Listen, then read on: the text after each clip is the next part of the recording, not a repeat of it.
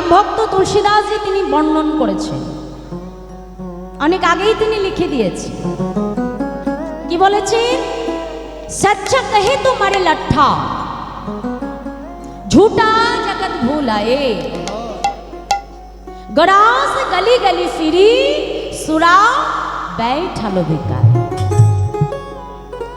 गाभी को दोहे कुत्ता को पाले बाछुरी रह जाए भूखा, सम्मान के अच्छा खिलाए लेकिन तेरा बाप रह जाए भूखा। चोर को छोड़े साधु को बंधे, पथिक को लगाए फांसी, हाय रे कलियुग तेरे तमाशा देख के दुख लगे आकाश। কি বললো? সচ্চা কহে তোমারে লঠা, অর্থাৎ এই কলিযুগে আমরা যারা সত্য কথা বলবো, যারা সত্যের পথে চলবো, তাকেই কিন্তু দেখবে মা পদে পদে বিপদে পড়তে হয়। যদি বলো প্রমাণ, এই যে আমরা যদি রাস্তায় চলতে চলতে হঠাৎ রাস্তার মধ্যে কাউকে খুন হতে দেখি না, এখন যদি কাউকে কোনো ব্যক্তিকে আমরা খুন হতে দেখি, আমরা কিন্তু দেখলাম সেই ব্যক্তিকে খুনটা কি করলো, কিন্তু আমরা দেখেও না দেখার ভান করে চলে যাই। কেন মা? দেখা গেল তার হয়ে আমি সাক্ষী দিতে যাব, পরে আমার প্রাণ নিয়ে টানাটানি বেঁধে যাবে, তাই না মা? অর্থাৎ সত্যকে চোখের সামনে দেখেও আমরা কিন্তু সেই সত্য পথকে অবলম্বন করি না। তাই বলছে সচ্চা কহে তো মারে লাঠা, ঝুটা জগৎ ভুলায়। ঝুটা মানে মিথ্যা কথা, মিথ্যা কথায় আমাদের এই জগৎটা ভরে আছে। গরাস গলি গলি ফিরি, সুরা बैठलो बिकाए। আচ্ছা, যে গরুর দুধ বিক্রি করে সেই গোয়ালাকে কি লোকের বাড়িতে বাড়িতে যে তার দুধটা পৌঁছে দিতে হয় না? এই যে আমার সাথে কথা বলো, জয় রাধে, যেজন দুধ বিক্রি করে মা, তাকে তো যোগানির বাড়িতে বাড়িতে যে দুধটা পৌঁছে দিতে হয়, কি তাই তো? কিন্তু কি বললো? সুরা बैठलो बिकाए। সুরা মানে হলো মদ। তাহলে যে মদ বিক্রি করে তাকে কি লোকের দুয়ারে দুয়ারে যে মদটা পৌঁছে দিতে হয় কি মায়েরা? হ্যাঁ, হয় কি? হয় না। সে মদের দোকানটা যদি জঙ্গলের মধ্যেও তৈরি করা হয়, দেখবে যারা মদে আসক্ত জীব তারা সময় মতো ঠিক সেখানে পৌঁছে যায়। কি মা? সত্য কথা, এটা বাস্তব কথা। যে দুধটা খেলে জীবের উপকার হবে, আমরা সবাই জানি যে দুধ খেলে আমাদের উপকার হবে, কিন্তু আমরা সেটা বাজার থেকে কিনে খাই না। কিন্তু যে মদ খেলে মানুষের ক্ষতি হবে, তার পেছনে মানুষ ভ্রমিত হচ্ছে। ঠিক এ জগতে যে হরি কথা শুনলে জীবের মঙ্গল, সেই হরিবাসরে মানুষ ছুটে আসে না মা। সেই হরি কথা শুনবার জন্য মানুষের ভিড় জমে না। কিন্তু যদি একটা নাচানাচি হয়, একটা ডান্স হাঙ্গামা হয়, ডিজে বাজে, সেখানে দেখবে লক্ষ মানুষের ভিড় জমে। আমরা জানি যে সেই নাচানাচিতে আমাদের কোনো ফল নাই, আমাদের উপকার নাই, কিন্তু আমরা সেদিকেই ছুটে যাই। কিন্তু বৈষ্ণব বদনে যে ভাগবত কথা শুনলে তোমার মঙ্গল হবে মা, যে হরি কথা শুনলে আমাদের মঙ্গল হবে, আমরা সেদিকে ছুটে যাই না। এই যে আমরা হরিবাসরে বসে আছি, হরিনাম শুনছি মা, আমার চৈতন্য মহাপ্রভু তিনি এত বড় দূরদর্শী ছিলেন। তিনি জানতেন যে কলির জীবের জন্য যদি আমি মোটা মোটা গ্রন্থ রচনা করে যাই, তাদের সময় নেই যে তারা ধৈর্য ধরে সেই গ্রন্থগুলো পড়াশোনা করবে। মহাপ্রভু আমাদের জন্য কোনো মোটা মোটা গ্রন্থ রচনা করে যায়নি বাবা। বদন থেকে শুধুমাত্র 8টি শ্লোক তিনি বর্ণন করেছিলেন, যাকে বলা হয় শিক্ষাষ্টকম। আর এই শিক্ষাষ্টকমের সর্বপ্রথম শ্লোকে আমার মহাপ্রভু বর্ণন করলেন যে জগতে যে জীব হরি কথা শ্রবণ করে, এই জগতে যে জীব হরি নাম করে, আর যারা হরি নাম দান করে, যেমন তোমরা এখানে শুনতে বসেছো মা, তোমরা শ্রবণ করছো, আমি কীর্তন গাইছি, এবং আমার এই কমিটির বাবারা ভক্ত দাঁড়ে দাঁড়ে ভিক্ষা করে হরিনামামৃত দান করছে। তাহলে আমার মহাপ্রভু বলল, আমাদের এই 3 প্রকার জীবের এক হরি নামের দ্বারা 7টি উপকার হয়ে যায়। কয়টি উপকার বললাম মা? জোরে বলো। 7টি। হ্যাঁ, তাহলে ভেবে দেখেছো মা, এক হরিনাম শুনলে আমাদের 7টা উপকার হয়। তাহলে এবার তোমরা বলবে মা বলে দাও যে 7টা উপকার কি। হ্যাঁ, প্রথমেই কি বললে? চেতো দর্পণ মার্জনা ভব মহাদাবাগ্নি নির্বাপনা শ্রেয়া কৈরব চন্দ্রিকা বিতারণা বিদ্যা বৌধ জীবনা আনন্দম বুদ্ধিবর্ধনা প্রতিপাদং পুণ্যমৃত স্বাদনা সর্বাত্মা স্নাপনা পরম বিজয়তে শ্রীকৃষ্ণ সংকীর্তনম। নিতাই প্রকৃত কীর্তন মা, কীর্তন শুনতে হবে কিন্তু প্রকৃত কীর্তন। যেমন একটা বাটিতে যদি দুধ থাকে মা, সেই দুধটা খেলে আমি জানি আমার উপকার হবে, কিন্তু সেই দুধের ভেতরে যদি একটা বিষধর সর্প এসে মুখ দেয় মা, সেই দুধটা খেলে কি আর সমান উপকার হবে মা? কি হয়ে যাবে? তোমার দেহে বিষক্রিয়া হয়ে যাবে। তেমন হরিকথা সাধন করতে হবে কার মুখে? সাধুগুরু বৈষ্ণব পদন্তার। পরীক্ষিত মহারাজ 1 সপ্তাহ ভাগবত শুনে ভগবানকে প্রাপ্তি করেছিল কার মুখে? ছিল সুখদেব গোস্বামীর মতো পরম বৈষ্ণব বদন দ্বারা। আজ আমরা হরিনাম শুনছি কিন্তু আমাদের কারোর পরিবর্তন নেই। কেন নেই? যার বদনে শুনছি তার চিত্তও শুদ্ধ নেই, আর আমরা যারা শুনছি আমাদেরও চিত্ত শুদ্ধ। আমরা শুনছি কিন্তু শোনাটা আমাদের শোনার মতো হয় না মা। আমরা হরিবাসরে আসি কিন্তু হরিবাসরে শুধু দেহটা থাকে, মনটা আমাদের হরিনামে থাকে। থাকে কি বাবা? দেখো, তুমি যেটুকু কথা মন দিয়ে শ্রবণ করবে, এই কর্ণ দ্বারা হৃদয়ঙ্গম করে তুমি হৃদয়ে অনুভব করবে, সেটুকু তোমার অন্তরে বসে থাকবে। কিন্তু আমরা শুনি, এই এক কান দিয়ে শুনি আর এক কান দিয়ে বাহির হয়ে যায়। প্রকৃত সত্য কথাই বল, আমরা শোনাটা শোনার মতো শুনি না, যার জন্য আমাদের কারোর কোনো পরিবর্তন হয় না। কীর্তন চারপাশে কম হচ্ছে না, এখন পাড়ায় পাড়ায় কীর্তনের ঢল হচ্ছে, চারিদিকে হরিনাম হচ্ছে, কিন্তু আমাদের কারোর পরিবর্তন শুনতে হবে। পরীক্ষিত মহারাজ 1 সপ্তাহ শুনে পেয়েছিল, কিন্তু শোনাটা শোনার মতো করেই শুনেছি। আমরা যদি সেই এক চিত্ত নিবেশ করে দিই মা, আমি যদি 1 ঘন্টাই হোক আর 10 মিনিটেও হোক, আমি যেটুকুই শুনবো, কিন্তু শোনাটা যদি আমার শোনার মতো হয়, জানবে 10 মিনিট শ্রবণ দ্বারাই তোমার মঙ্গল। নিতাই গৌর হরি। কিন্তু আমি ঘন্টার পর ঘন্টা বসে থাকলাম, কিন্তু মন হরিনামে নাই মা, তাহলে ওই হরিনাম তুমি সারাদিন ধরে বসে শুনলেও তোমার মঙ্গল হবে।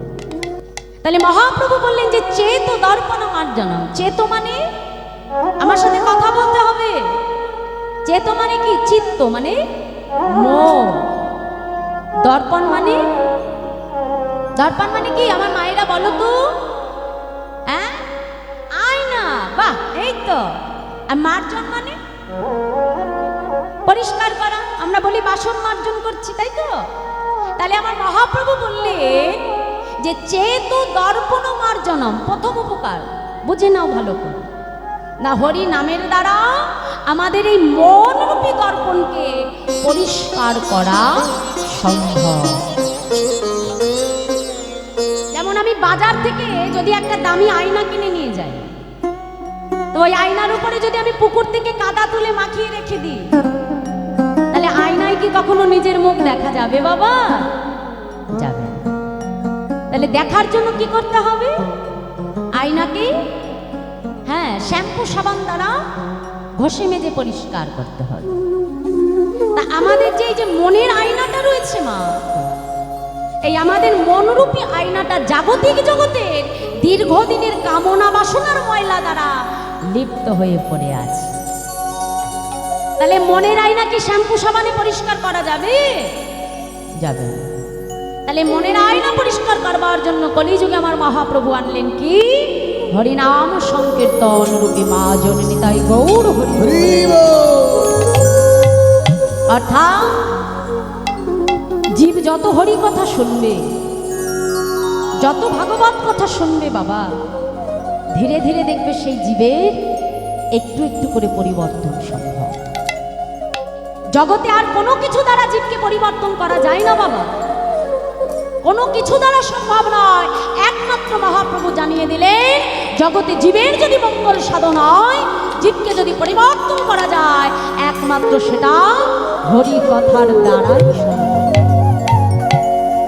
তাহলে প্রথম উপকার, হরি নামের দ্বারা আমাদের মনের ময়লা ধুয়ে মুছে পরিষ্কার হয়ে যায়। আমার দ্বিতীয় কি বললাম? ভব মহাদাবাগ্নি নির্বাপনা। আজকাল আমাদের সমাজে চারপাশে দাও দাও দাও দাও করে একটা কামনা বাসনার আগুন জ্বলছে। টিভি খুললে, নিউজ পেপার দেখলেই আমরা দেখতে পাই মা, যে কোনো ভাই দেখা যায় কোনো ভাইকে সম্পত্তি বিষয় আশয়ের জন্য খুন করে দিচ্ছে, ছেলে মেয়ে তার পিতা মাতাকে মেরে ফেলছে টাকা পয়সার লোভে। এটা আজকাল আমরা প্রায়শই দেখতে পাই। এই জাগতিক জগতের বিষয় নিয়ে আমাদের প্রত্যেকের মধ্যে হানাহানি, মারামারি, কাটাকাটি, দাঙ্গা, ক্ষমতা। এই ক্ষমতা বিষয় প্রতিপত্তি পাওয়ার জন্য প্রত্যেকটা মানুষের মধ্যে আমাদের তীব্র চাওয়া পাওয়া প্রবেশ করেছে। কিন্তু একটা কথা আমাদেরকে চিন্তা করতে হবে, আজ যে প্রতিষ্ঠান পাওয়ার জন্য, যে পদ পাওয়ার জন্য, যে টাকা পয়সা অর্থ সম্পদ পাওয়ার জন্য আমি এত মারামারি হানাহানি করছি, তাহলে এটা কি আমার চিরদিনের সম্পদ? চিরদিনের সম্পদ নয়। আজ যে মন্ত্রী ক্ষমতায় আছে মা, ক্ষমতায় থাকতে মন্ত্রীর সম্মান থাকে, কিন্তু যখন সেই মন্ত্রী বা এমএলএ যখন ক্ষমতাচ্যুত হয়ে যাবে মা, একই সম্মান কি তাকে আর লোকে দেবে? দেবে না। তাহলে এই জাগতিক জগতের বিষয়, টাকা পয়সা, সম্পদ, পদমর্যাদা, এগুলো আমাদের চিরদিনের নয় মা।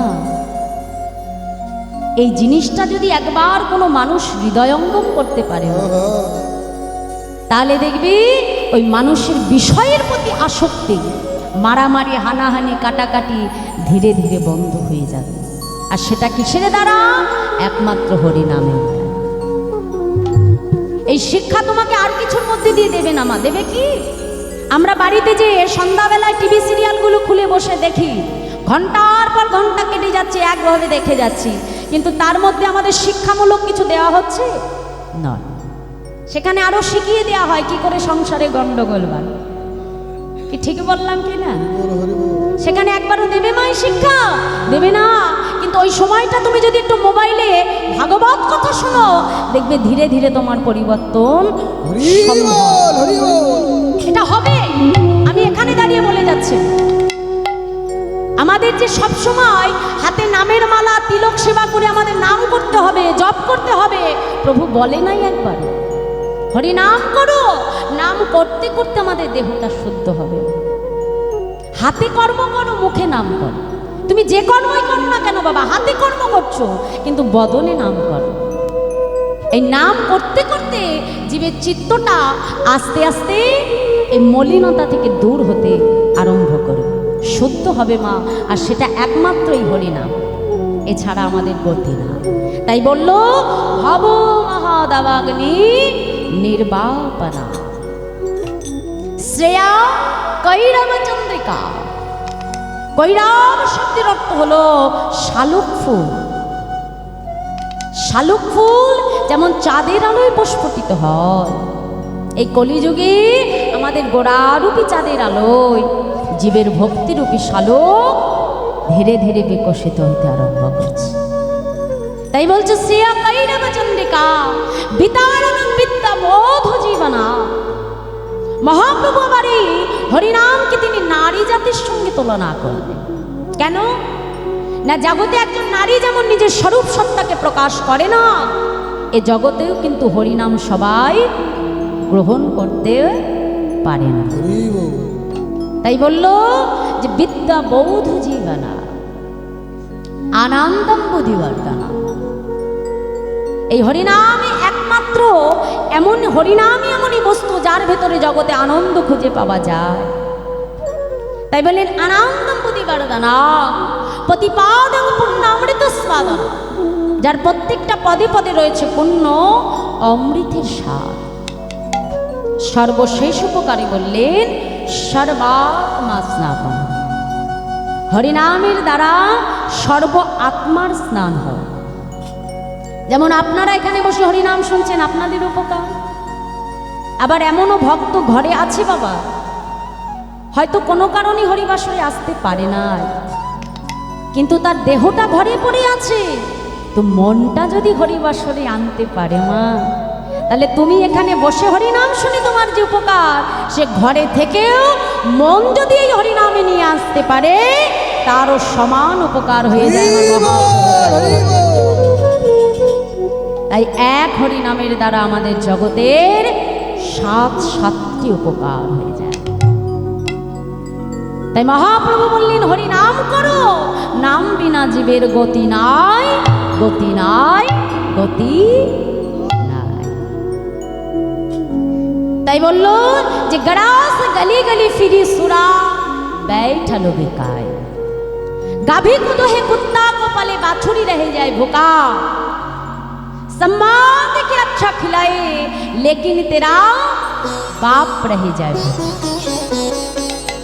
चोर को छोड़े साधु को बंधे पथिक को लगाए फांसी, हाय दे कलयुग तेरे तमाशा देख के चुप लगे। তাই মহাপ্রভু আমাদের মতো কলির জীবের জন্য এই হরিনামকে আশ্রয় করে হরিনামকে সম্বল করে নিয়ে গেলেন। তাই আজ বৈষ্ণব মহাজন তিনি পদাবলিতে কলম দিচ্ছেন, তার মতো দয়াল কোনো যুগে হয় নাই আর হবেও। কি বলছি আজ পদাবলিতে বলছে, দেখো দেখো অসাধনে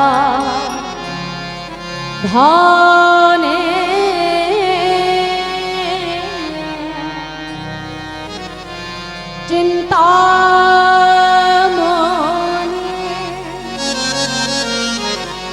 আমার বিধি মেলায়লো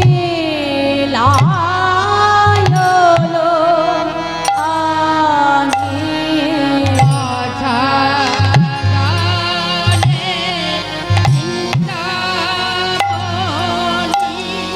আমার বিধি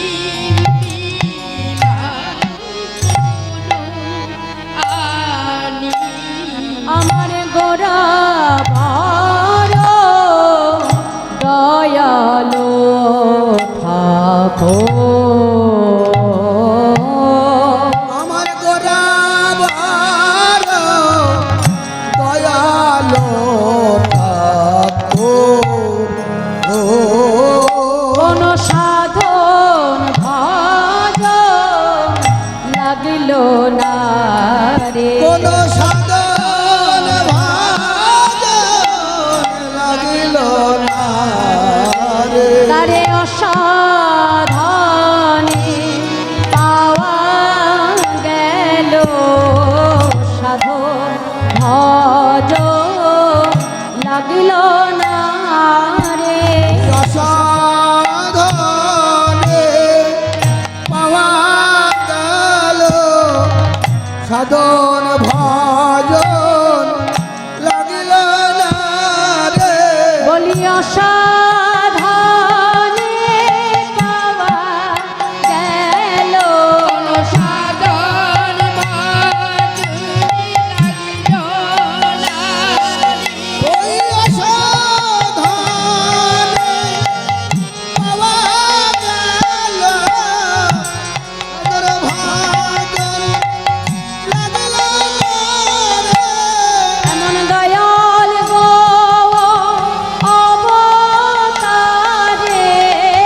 সাধন ভজন লাগিল না বলি অসাধনে পাওয়া গেল কোন সাধন ভজন লাগিল না রে, এমন দয়াল গো অবতারে সাধন লাগিল না এমন দয়াল গো অবতারে ওই সাধন ভজন লাগিল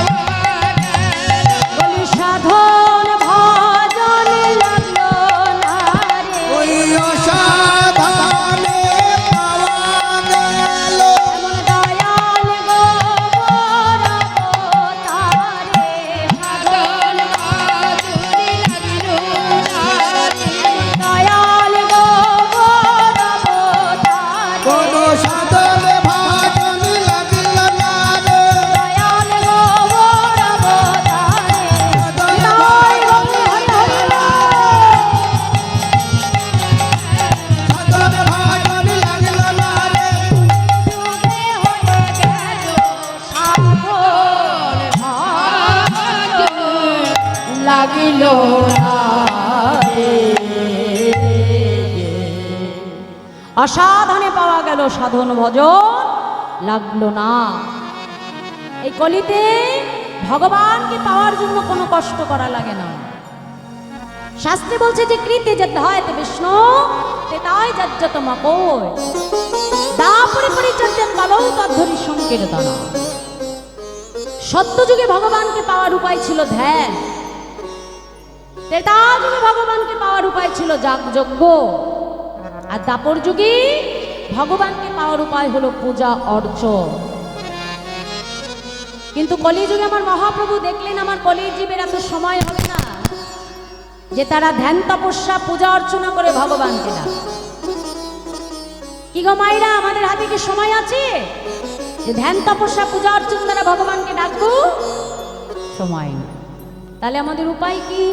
মহাপ্রভু বললেন হরে নাম হরে নামৈব কেবলা কালো নাস্তিব নাস্তিব গতি রন্নথা। একটু মনিটরটা বাড়ি দাও। তাহলে হরিনাম বিনা আমাদের কলিজীবীর গতি নাই, গতি নাই, গতি নাই। সেই হরিনামকে আশ্রয় করে এলেন আমার চৈতন্য মহাপ্রভু। সঙ্গে নিলেন কাকে? দয়াল নিত্যানন্দ প্রভু।